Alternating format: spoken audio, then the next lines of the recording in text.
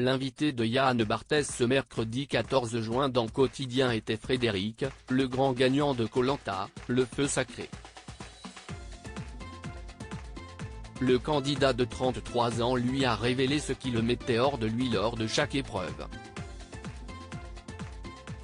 Il était le grand stratège de la saison et l'a emporté, chose rare dans Koh-Lanta. Ce mardi 13 juin 2023, Frédéric a gagné la 24e édition du jeu d'aventure tourné, cette année-là, aux Philippines.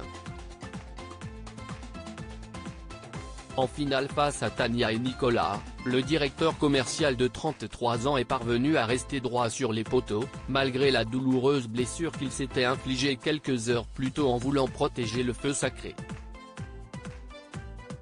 Sorti victorieux de cet mythique et ultime affrontement, le candidat a pu compter sur le soutien des membres de son alliance masculine, et, étonnamment, de la majorité des filles du jury final, 7 voix contre 2 pour sa rivale. Une prouesse qu'il doit, selon lui, à sa détermination sur le campement et lors des épreuves. Cette contrainte qui aurait pu le pousser à bout. Le grand allié de Quentin peut en effet se targuer d'avoir notamment remporté la dernière immunité, qu'il a dédiée à son père décédé il y a 13 ans. D'une manière générale, le jeune homme n'a clairement pas démérité et a été un véritable atout moteur tout au long de ses 40 jours de survie. Pourtant, il reconnaît avoir été à la limite de l'excès de colère à certains moments à cause de cet aspect central du programme. L'invité de Quotidien du mercredi 14 juin avoue, « On ne gère pas la faim, on la subit en fait. Et on avance parce qu'on n'a pas trop le choix.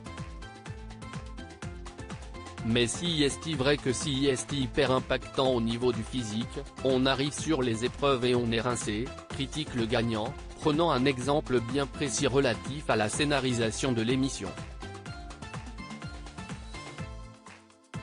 Ce choix de la production que Frédéric n'aimait pas sur le tournage, ce qui le dérangeait vraiment ? Quand on nous demandait de courir juste pour le plan caméra, moi ça me mettait hors de moi, confie le résident des Hauts-de-Seine sans gêne. Conséquence, j'arrivais sur l'épreuve, j'étais mort. C'était compliqué parce que ça impactait l'humeur, se ressasse celui qui n'a cependant jamais fait de vrai pas de côté au cours de son séjour mouvementé au large de l'océan Indien, car il faut rester gentil avec les aventuriers, tempère le trentenaire.